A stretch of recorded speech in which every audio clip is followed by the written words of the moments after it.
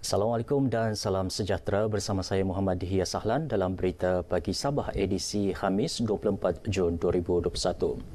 Kerajaan negeri mengeluarkan prosedur operasi standard SOP Aidiladha bagi masjid dan surau di Sabah dalam tempoh Perintah Kawalan Pergerakan PKP 3.0.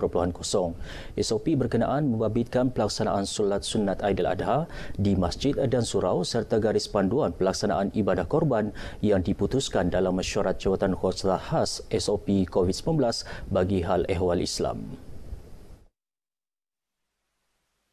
Dalam kenyataan Menteri Kerajaan Tempatan dan Perumahan Sabah Datuk Seri Panglima Masidi Manjun, solat sunat Aidiladha dibenarkan dengan jumlah 1/3 daripada keluasan Dewan Utama Solat atau 50 orang jemaah dengan syarat jemaah telah lengkap 2 dos vaksin. Bagi ibadah korban boleh dilaksanakan bermula 10 Zulhijjah, Hari Raya Aidiladha dan 3 hari Tashrik, 11, 12 dan 13 Zulhijjah di kawasan yang tidak tertakluk Perintah Kawalan Pergerakan diperketatkan PKPD. Pelaksanaan kedua-dua aktiviti tersebut perlu mematuhi SOP ditetapkan Majlis Keselamatan Negara, Kementerian Kesihatan KKM dan pihak berkuasa agama negeri. Sementara itu, sebanyak 129 kes positif baharu COVID-19 direkodkan semalam, menjadikan jumlah kumulatif sebanyak 68,029 kes. 7 kes kematian dilaporkan, iaitu 2 kes di daerah Tawau, manakala masing-masing 1 kes di Sandakan, Kunak, Kudat, Pinampang dan Keningau. Seramai 338 pesakit COVID-19 sembuh, manakala 1,412 pesakit sedang menerima rawatan. Dalam pada itu, 2 lokaliti iaitu di Kampung Tambulion Ulu Kota Belud dan Kampung Kukut Beaufort dikenakan PKPD berkuat kuasa 25 Jun hingga 8 Julai.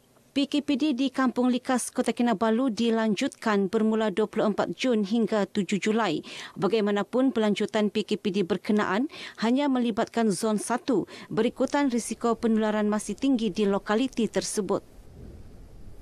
Seramai 15,265 penduduk di daerah Kota Marudu telah mendaftar sebagai penerima vaksin COVID-19 melalui aplikasi MySejahtera setakat pertengahan bulan ini.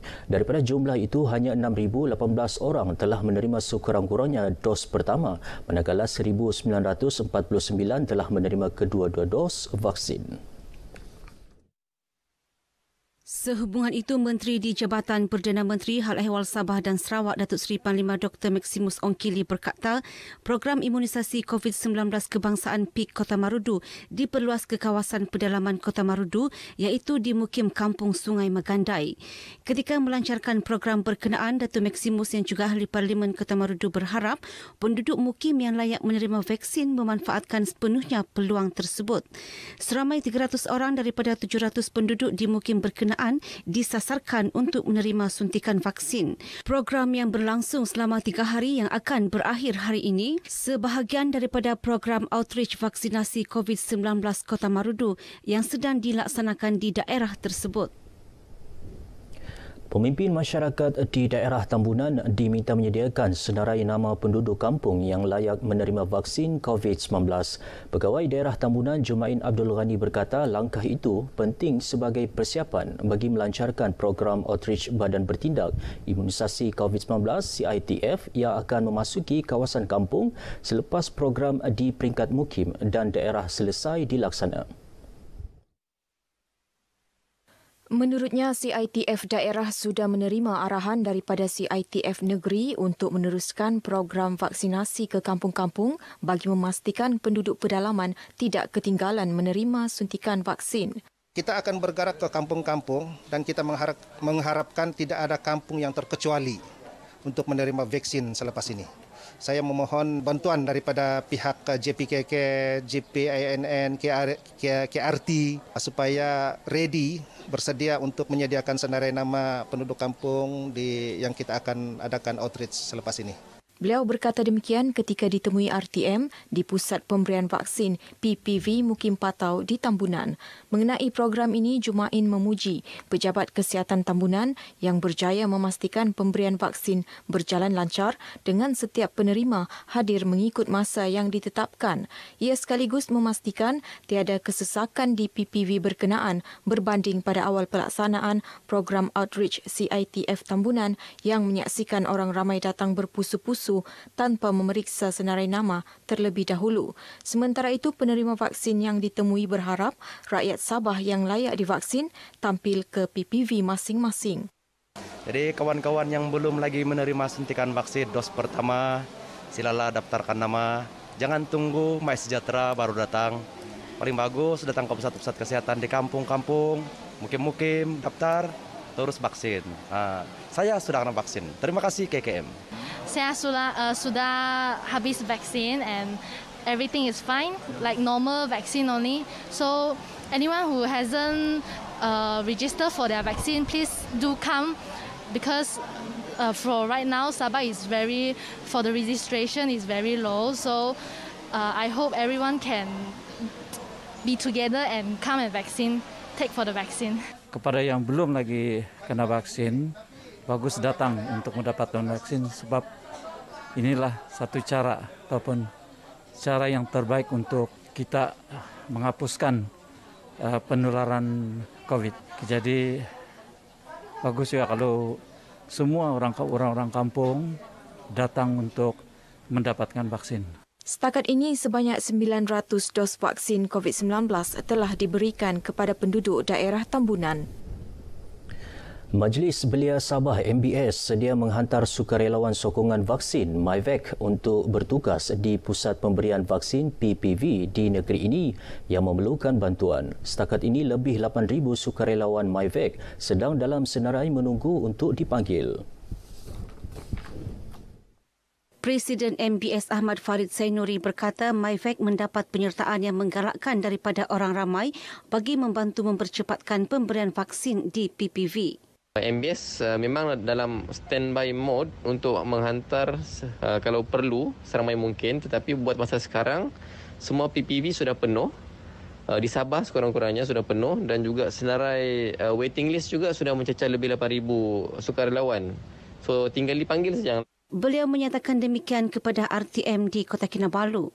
MBS dengan kerjasama Kementerian Belia dan Sukan terlibat secara langsung dalam program MyVac selain rakan strategik Malaysian Relief Agency MRA yang menggerakkan sukarelawan mereka di kawasan PPV Tawau secara sepenuh masa. Ketua Kampung dan Jawatan Kuasa Pembangunan dan Keselamatan Kampung JPKK dalam kawasan Dewan Undangan Negeri Dun Telupit akan digerakkan untuk membantu penyaluran bantuan bakul makanan kepada penduduk di kawasan masing-masing. Adun Telupit Johnny Bon J. Kurum berkata langkah itu bagi memudahkan penduduk terkesan Perintah Kawalan Pergerakan 3.0 menerima bantuan tersebut yang disediakan kerajaan negeri. Pendekatan ini juga bagi mengelak perkumpulan ramai sekaligus mematuhi prosedur operasi standard dalam membendung penularan jangkitan COVID-19. Mereka akan datang susun atur kenderaan masing-masing di bawah biro-biro JPKK.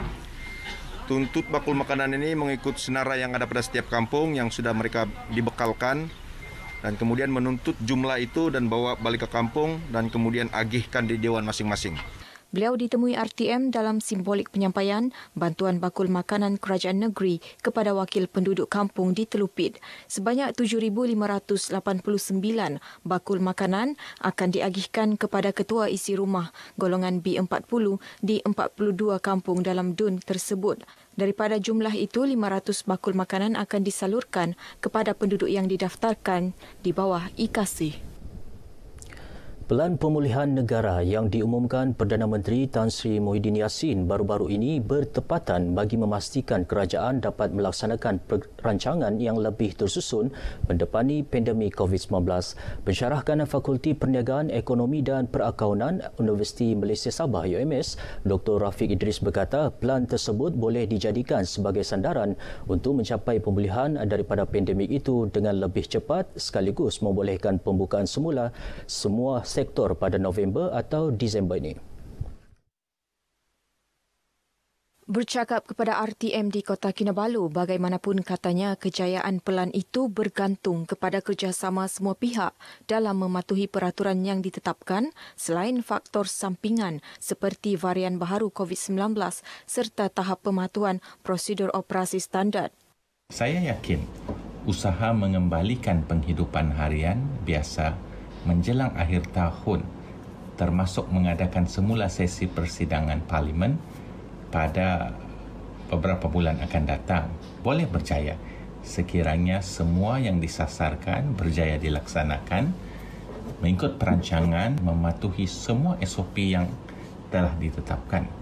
Dr. Rafiq turut berpendapat 4 fasa dalam Pelan Pemulihan Negara juga sangat penting memandangkan terdapat banyak perkara yang perlu diselesaikan secara teratur termasuk sasaran untuk mencapai imuniti kelompok sehingga 80%.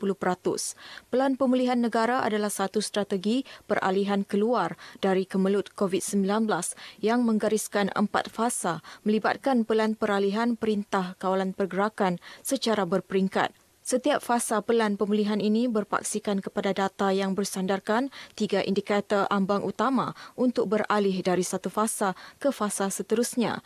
Indikator pertama ialah keadaan penularan COVID-19, indikator kedua keupayaan sistem kesihatan awam dan indikator ketiga melibatkan tahap populasi yang dilindungi. Baik, sekian dahulu paparan berita pagi Sabah. Saudara segera daftarkan diri sebagai penerima vaksin COVID-19. Saya Muhammad Dihya Sahlan. Assalamualaikum dan salam hormat.